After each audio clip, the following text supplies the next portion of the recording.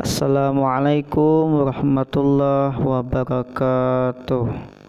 Bismillahirrahmanirrahim. Alhamdulillahirabbil alamin. Wassalatu wassalamu ala asyrafil anbiya'i wal mursalin sayyidina wa maulana Muhammadin wa ala alihi washabbihi ajma'in. Selamat pagi semuanya, salam sejahtera, semoga dalam lindungan dan kesehatan yang baik. Kembali kita bertemu pada pembelajaran kita Pendidikan Agama Islam dan Budi Pekerti, yaitu pada pelajaran yang kedua, masih dalam tema senangnya belajar surah An-Nasr.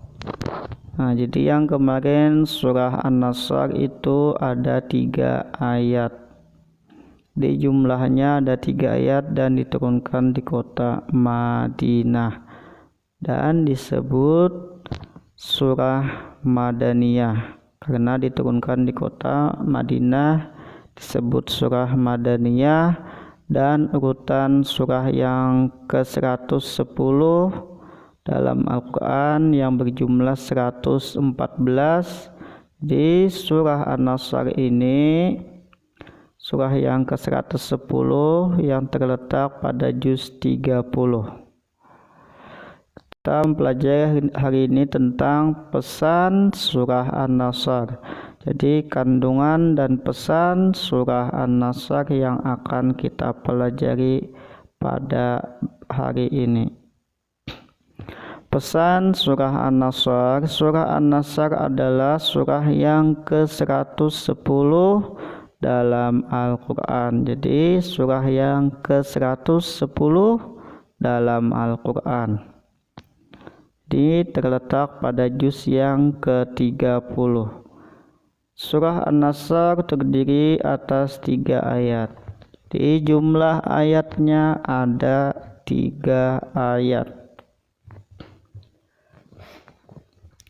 Nama surah An-Nasr diambil dari kata An-Nasru yang terdapat pada ayat pertama surah An-Nasr, yaitu iza jaa nasrullah. Nasru. Jadi Nasru di situ diambil namanya. Jadi surah An-Nasr. Surah An-Nasr, iza jaa nasrullah. An-Nasru artinya pertolongan. Nasrun pertolongan atau An-Nasru pertolongan. Jadi kata An-Nasr itu artinya adalah pertolongan. Jadi perlu diingat kesimpulannya ini surah yang ke-110. Jumlah ayatnya ada 3. An-Nasru atau Nasrun artinya pertolongan, diambil namanya dari ayat yang pertama, diturunkan di kota Madinah, disebut surah Madaniyah. Adapun pokok dan isi kandungan atau pesan surah An-Nasr yaitu di sini ada 2 macam. Jadi bisa buka buku paketnya atau buku LKS-nya. Lihat di sana pesan atau kandungan surah An-Nasr itu ada 2. Yang pertama, pertolongan Allah akan datang dan Islam mendapat kejayaan. Jadi ini terjadi saat kota Mekah masih dikuasai oleh orang kafir Quraisy. Di saat itu diutuslah Khalid bin Walid dan memenangkan atau memerdekakan kota Mekah yang dikuasai orang kafir. Maka turunlah ayat ini, Islam akan mendapat kejayaan. Maka jayalah Islam di kota Mekah. Yang kedua, perintah Allah kepada orang yang beriman, artinya kepada kita semua. Jadi Allah memerintahkan kepada kita semua agar kita bertasbih. Bertasbih itu adalah mengucap subhanallah atau memahasucikan Allah. Ini ketika kita melihat hal-hal yang tidak baik, hal-hal yang buruk, hal-hal yang jelek, maka kita ucapkan subhanallah. Kalau ada sesuatu yang membuat kita kagum atau heran, maka kita ucapkan masya Allah. Jadi kalau subhanallah sesuatu yang tidak baik, maka kita ucapkan subhanallah. Kalau ada sesuatu hal yang membuat kita kagum, kita heran, kita ta'ajub, maka kita ucapkan masya Allah. Nah, memujinya, kalau memuji Allah yaitu ketika kita mendapat nikmat, ketika kita mendapat sesuatu yang baik, maka kita ucapkan alhamdulillah. Kita diberikan kesehatan yang baik, maka kita ucapkan alhamdulillah. Makanya sesudah kita makan, kita ucapkan alhamdulillah. Dan meminta ampun kepadanya, yaitu dengan mengucap atau membaca istighfar.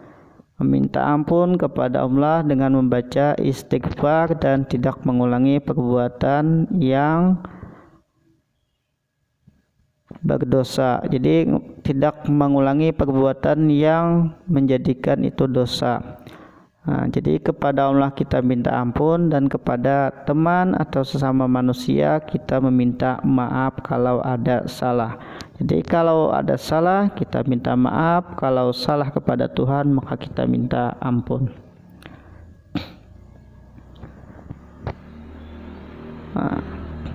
Jadi yang kedua ini perintah Allah kepada orang yang beriman atau orang Islam agar bertasbih, mengucap subhanallah, memujinya, mengucap alhamdulillah, dan meminta ampun kepadanya dikala terjadi peristiwa yang menggembirakan. Jadi memujinya dikala terjadi peristiwa yang menggembirakan, maka kita ucapkan alhamdulillah. Meminta ampun ketika kita berbuat salah kepada Allah dengan mengucap istighfar astagfirullahalazim. Jadi yang pertama mengucap tasbih subhanallah ketika melihat sesuatu yang tidak baik. Melihat sesuatu yang baik yang membuat kita kagum, maka kita ucapkan masya Allah. Ketika kita mendapat musibah, maka kita ucapkan innalillah. Ketika kita memulai pekerjaan, kita ucapkan bismillah. Ketika kita selesai mengerjakan sesuatu, maka ucapkan alhamdulillah. Dan baca istighfar astagfirullah ketika kita berbuat salah atau berbuat khilaf. Jadi kurang lebih seperti itu pesan surah An-Nasr yang kita pelajari hari ini. Kemudian kita membaca surah An-Nasr beserta terjemahnya. Jadi kita membaca surah An-Nasr ayat per ayat langsung diterjemahkan. Bismillahirrahmanirrahim. Idza jaa nasrullahi wal fath. Apabila telah datang pertolongan Allah dan kemenangan. Wa ra'aitan nasa yadkhuluna fi dinillahi afwaja. Dan engkau melihat manusia berbondong-bondong masuk agama Allah, yaitu agama Islam. Fasabbih bihamdi rabbika wastaghfir. Maka bertasbihlah dengan memuji Tuhanmu dan mohon ampunlah kepadanya. Innahu kana tawwaba. Dia Allah Maha penerima taubat. Jadi kalau kita meminta ampun, maka Allah akan mengampuni kita. Allah menerima taubat dan Allah Maha pengampun. Pada ayat pertama idza jaa nasrullah. Nah, itu an-nasru idza satu kata, jaa satu kata, nasru. Nah, nasru di situ yang kita ambil nama dari surah ini. Surah An-Nasr. Artinya pertolongan. Nah, jadi surah An-Nasr ini pesannya yang ada dua ini bisa periksa di buku paketnya atau di LKS-nya. Oke, cukup sampai di sini dulu pembelajaran hari ini. Kita tutup dan kita sudahi dengan ucapan hamdalah, alhamdulillahirabbil alamin. Assalamualaikum warahmatullahi wabarakatuh.